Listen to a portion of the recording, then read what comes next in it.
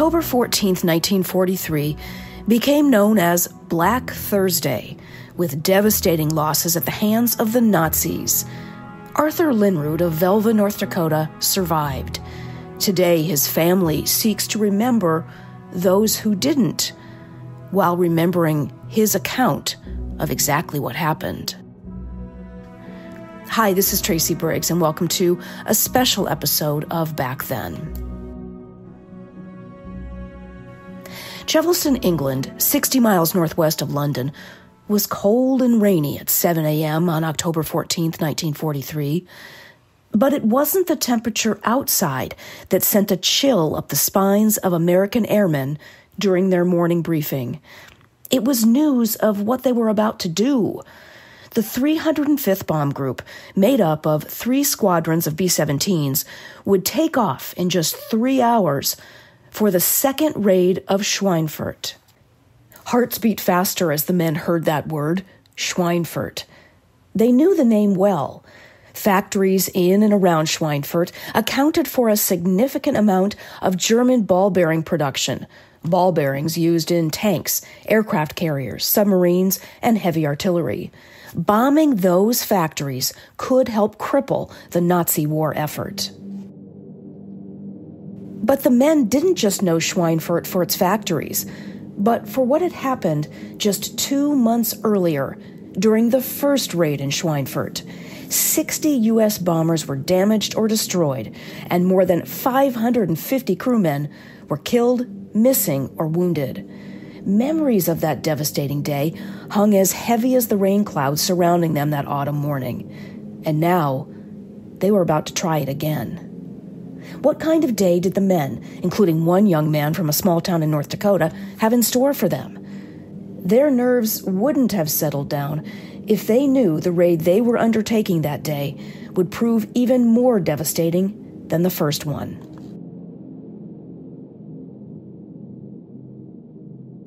Arthur Linrud was born in Velva, North Dakota in 1920.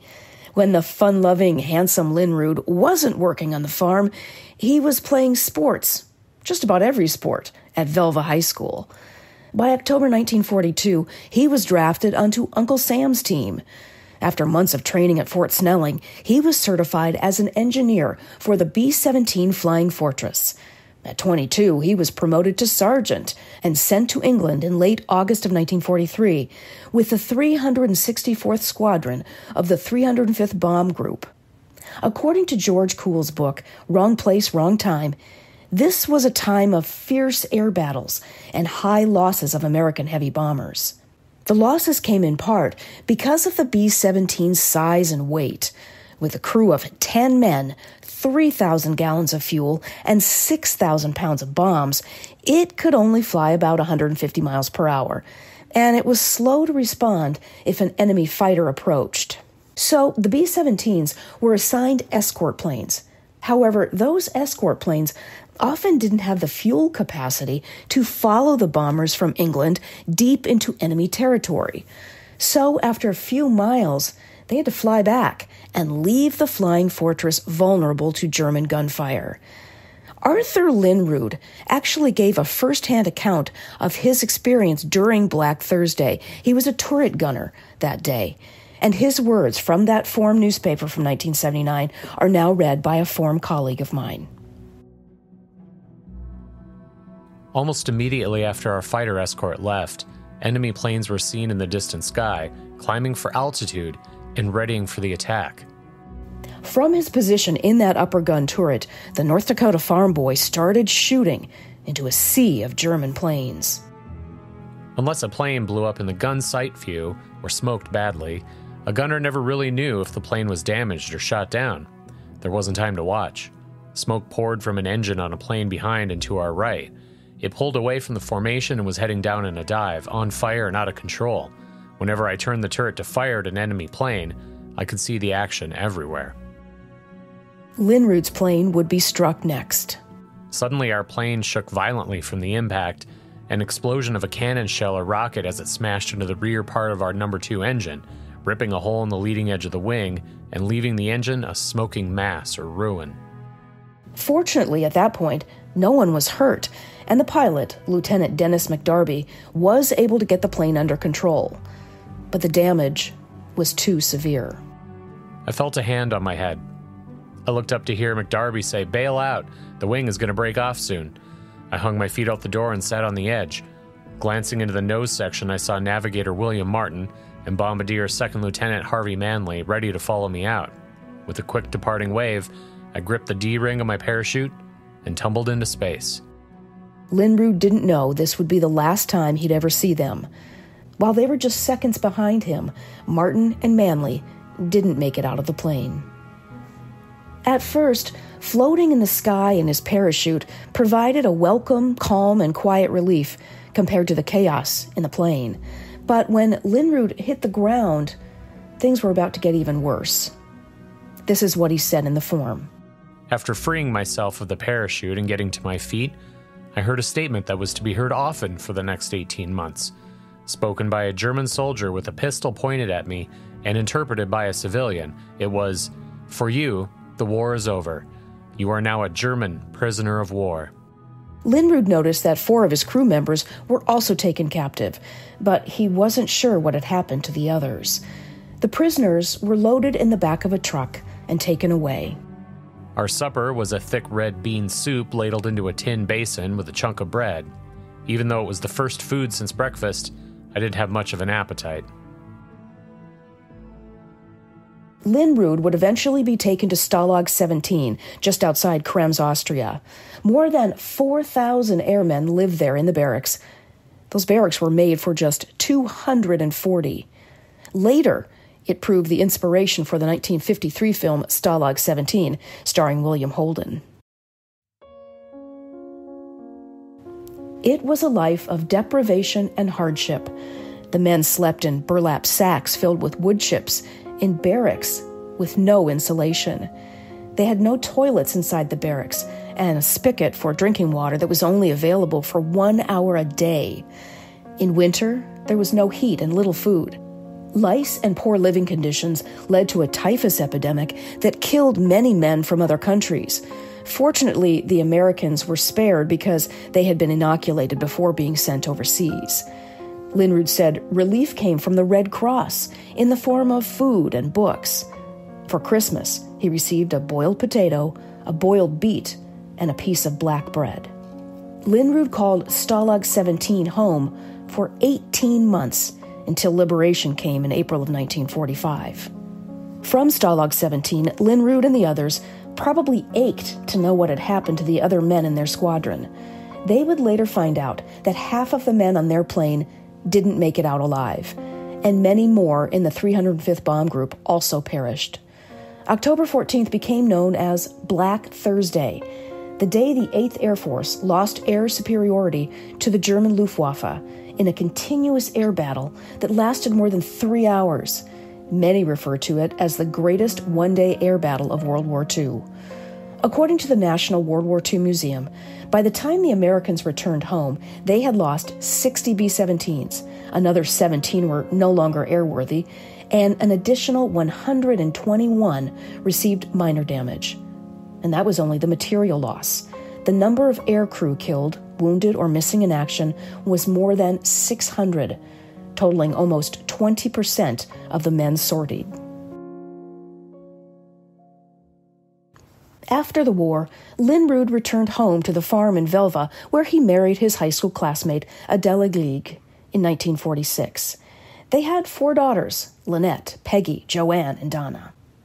In a recent interview, Peggy recalled that her father didn't speak much about his war experiences. However, it was obvious the books the Red Cross provided during his time as a POW had had an impact on him. Growing up, that was one of his favorite activities. He loved reading. He loved history. And around our dinner table, we had conversations about history, and he wanted us to read newspapers, read magazines, be aware of what was going on in the world. He eventually became active in POW groups and attended reunions of others from the Schweinfurt raids. That led to presentations at schools around Minot. Well, after he would go to these elementary schools or other places and tell his story, he would have a restless night of sleep. It sort of all came back to him again. And so that was the downside of telling his story, was having to relive some of that again. Arthur Linrud's experience during Black Thursday and in the POW camp might have languished in history had it not been for a twist of fate 4,000 miles away. By the 1990s and early 2000s, Peggy says her mother, who was born to German immigrant parents in Max, North Dakota, had extended family living in Canada and Germany who expressed interest in holding family reunions. They eventually held reunions in Berlin as well as Minnesota. Peggy says, however, her dad just couldn't reconcile himself to going back to Germany. In 2016, Peggy's distant German cousin Martina stumbled upon the name of Arthur Linrud. After some research and overseas phone calls, they connected the dots to realize he was a member of their family. When another reunion was held in July 2018 in Germany, the four Linrud sisters traveled to the site where their father's plane went down. They met a man named Wim Slagen, who grew up in Engelshoven, Netherlands. His great-uncle had actually witnessed that crash and seen the 5 American airmen parachute and land across the border in Finkenrath, Germany. Because of that, he had always been curious about the day and sought to learn more. Slangen gave the Linruds a tour of the crash sites and even the American Netherlands Cemetery in Margraten, Holland, where 3 of the McDarby crew are buried, while a 4th crew member's body was returned to the U.S. for burial in Kentucky. Well, I was just in awe and sort of overwhelmed. It took me, a little while. I think even when I got back home after the reunion and after the trip, just to process some of it. Mm-hmm. When you see those 8,000 graves, those white marble graves, it's just more than your heart can handle, really. It was a lot. Peggy and Joanne became so interested in the Margraten Cemetery. Over the past few years, they've helped Slangen find photos of American soldiers buried there. Some men their father might have even known. The photos were set to be placed on the grave markers for a 75th anniversary celebration of Dutch liberation in May of 2020. However, that was canceled because of the pandemic. Peggy had hoped to attend that 2020 ceremony in Margraten, but she says if they reschedule it, she hopes to attend. In the meantime, Arthur Linrud's 4 daughters want people to remember Black Thursday and the men who didn't come home. Arthur Linrud died in 2012, but the story he told of surviving that day, and now the stories his daughters tell, might help create a lasting legacy for those who gave all. That it was a day unlike anything they could have imagined. There was fear that morning when they talked about the mission, and I think the fear must have been so high, knowing what they were facing. They soldiered through and with courage and fortitude and did their best. They gave their lives for the country and they didn't look back. They were interested in, ending the war and doing their part.